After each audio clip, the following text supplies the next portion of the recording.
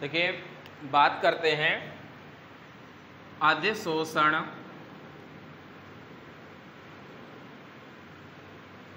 समतापी।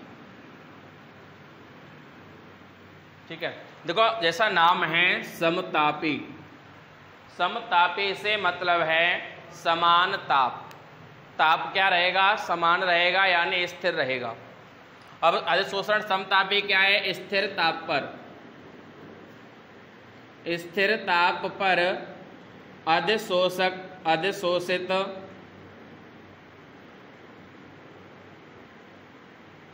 व अधिशोषक की मात्रा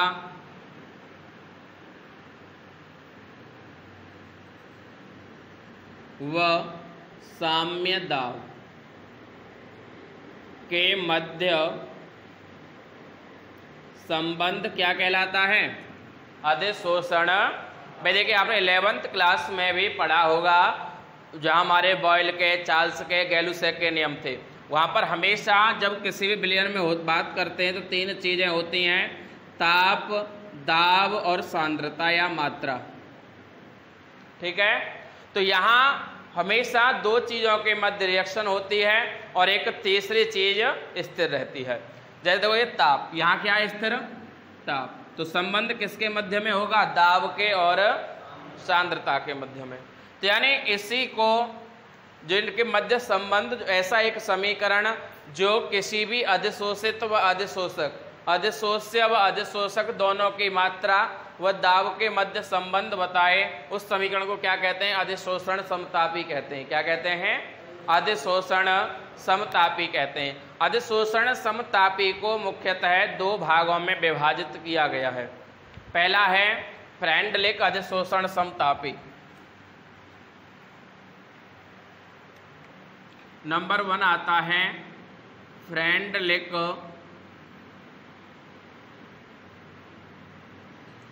अधिशोषण समतापी।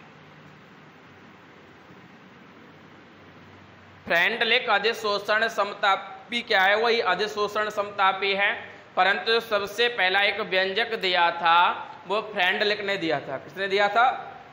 तो फ्रेंडलिक अधिशोषण समतापी क्या है? किसी स्थिर ताप पर किसी अधिशोषित गैस की मात्रा और अधिशोषक के साथ साम्य दाब पर एक संबंध स्थापित किया। किसने? फ्रेंडलिक ने। और उसे क्या नाम दिया गया? फ्रेंडलिक अधिशोषण। और समीकरण क्या था? x/m = Kp⁻1/, जहां x है अधिशोषित पदार्थ का द्रव्यमान और m है अधिशोषक पदार्थ का द्रव्यमान और P है दाब। P क्या है? P फॉर प्रेशर, दाब, जहां K व N स्थिरांक है। K और N दोनों ही क्या है? स्थिरांक है। बेटा ध्यान रखना है, x/m क्या है? अधिशोष्य और अधिशोषक की मात्रा का अनुपात हो गया, और इसका अनुपात किससे संबंधित है? P से। यानी हम ऐसे भी कह सकते हैं इसे कि x/m यानी अधिशोष्य और अधिशोषक की जो मात्रा का अनुपात होता है वो समानुपाती होता है P⁻1/n। या हम ऐसे कह सकते हैं कि x/m बराबर K × P⁻1/n। K क्या है यहाँ पर?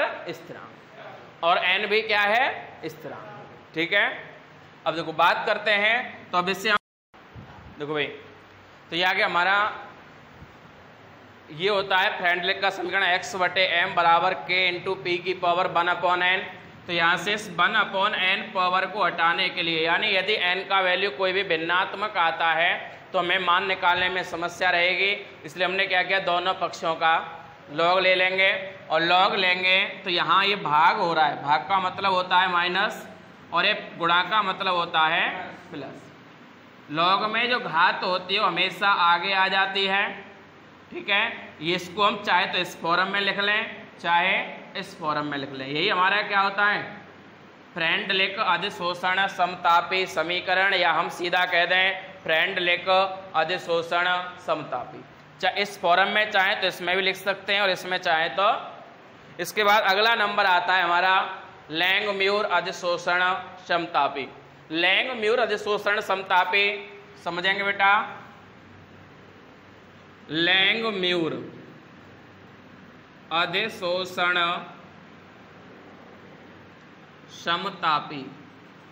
लैंग-म्यूर एक वैज्ञानिक का नाम है, उन्होंने अधिशोषण, लैंग-म्यूर अधिशोषण आपने पढ़ा होगा, रासायनिक अधिशोषण। रासायनिक अधिशोषण क्या होता है, जब कोई अधिशोषित पदार्थ, पिछले वीडियो में मैंने बताया था कल, यानी जब कोई अधिशोषित पदार्थ किसी अधिशोषक से संयोजकता बंध बल द्वारा जुड़ा हुआ होता है तो उसे हम क्या कहते हैं, रासायनिक अधिशोषण कहते हैं। और रासायनिक अधिशोषण यदि किसी एक ही स्थान पर एक ही बिंदु पर हो रहा है, यानी बार बार एक ही बिंदु पर अधिशोषण हो, तो उसे हम क्या कहते हैं, लैंग-म्यूर अधिशोषण कहते हैं। लैंग-म्यूर अधिशोषण हमारे सिलेबस में नहीं है तो इसको हम नहीं लिखेंगे, ये आउट ऑफ सिलेबस है। मैंने केवल बस जानकारी के लिए बता दिया है। बस हमारे सिलेबस में फ्रेंडलिक अधिशोषण समतापी है, ना तो हमारे सिलेबस में लैंग-म्यूर अधिशोषण है और ना ही लैंग-म्यूर अधिशोषण समतापी है। देखिए बात करते हैं विलयनों से अधिशोषण।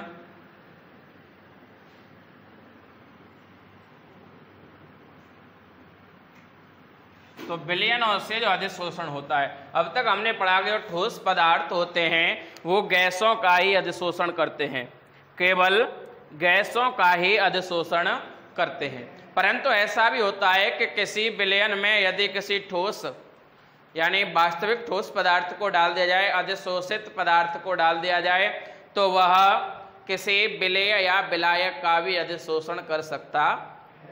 परंतु यदि किसी विलयन में डालेंगे किसी अधिशोषक को तो वो केवल एक का ही अधिशोषण करेगा, या तो विलेय का या फिर दोनों का शोषण साथ साथ नहीं करेगा। इसे हम क्या कहते हैं, विलयनों से अधिशोषण।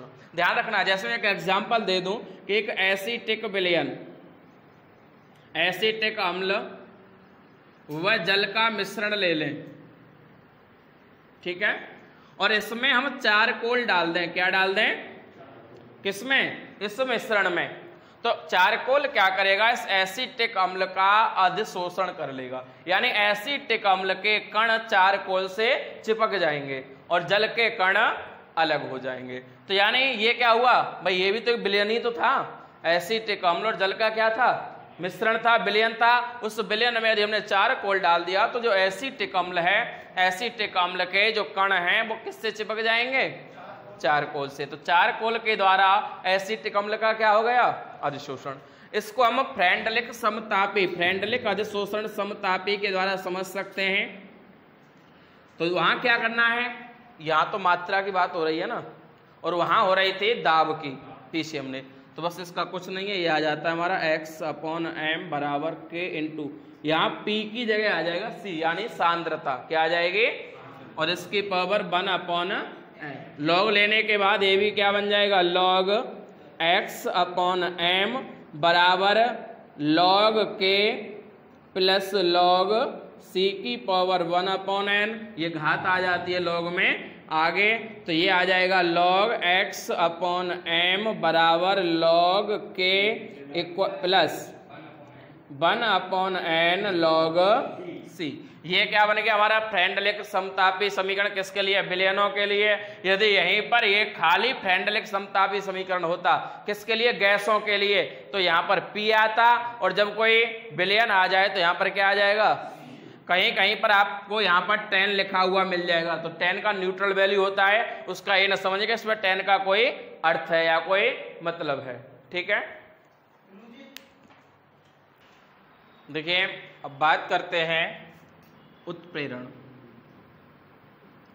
उत्प्रेरण हमारा अगला टॉपिक है चैप्टर का। पहला टॉपिक था अधिशोषण और दूसरा है उत्प्रेरण। तो उत्प्रेरण क्या होता है, उत्प्रेरण होता है यानी वह पदार्थ जो किसी अभिक्रिया के वेग को प्रभावित करे परंतु अभिक्रिया में पार्टिसिपेट न करे, उसमें भाग ना ले। अब अभिक्रिया संपन्न होने के बाद यदि उस पदार्थ को निकालें तो जैसा पहले था वो वैसा ही हमें वापस मिलता है। उसे हम क्या कहते हैं? उत्प्रेरक कहते हैं। उस पदार्थ को क्या कहते हैं? उत्प्रेरक कहते हैं। और ऐसी अभिक्रिया या वह प्रक्रिया जिसमें उत्प्रेरक पार्टिसिपेट करते हैं उसे क्या कहते हैं?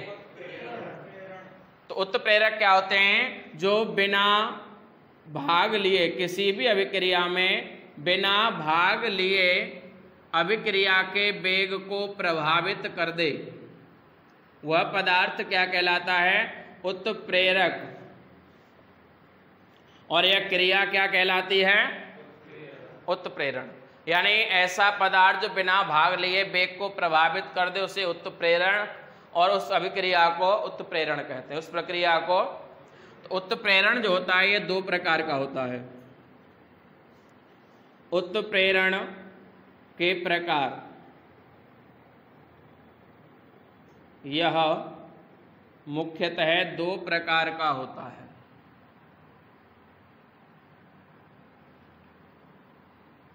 नंबर 1, धनात्मक उत्प्रेरण। उत्प्रेरण दो प्रकार का, पहला होता है हमारा धनात्मक उत्प्रेरण। देखिए धनात्मक उत्प्रेरण क्या है? वे उत्प्रेरण या उत्प्रेरक जो अभिक्रिया के वेग को बढ़ा दें, वेग में वृद्धि कर दें या वेग को बढ़ा दें, उन्हें धनात्मक उत्प्रेरक कहा जाता है। और उस क्रिया को धनात्मक, जैसे हम ले लें H2O2 हाइड्रोजन पेरोक्साइड, इससे हमें जल बनाना है और बन जाएगी ऑक्सीजन गैस।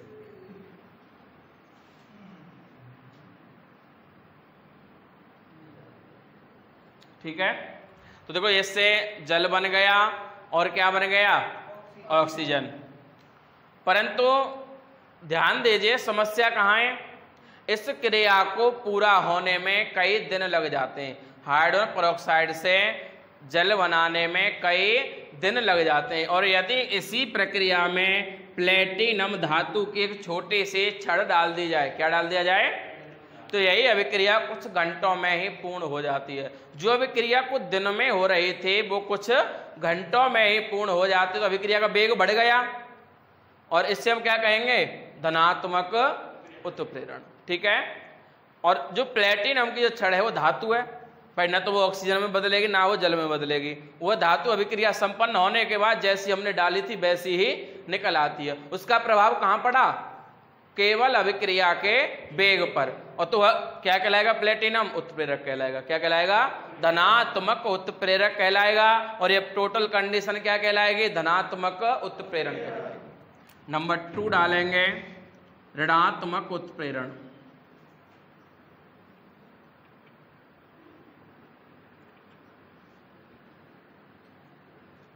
इससे वेग में कमी आ जाती है।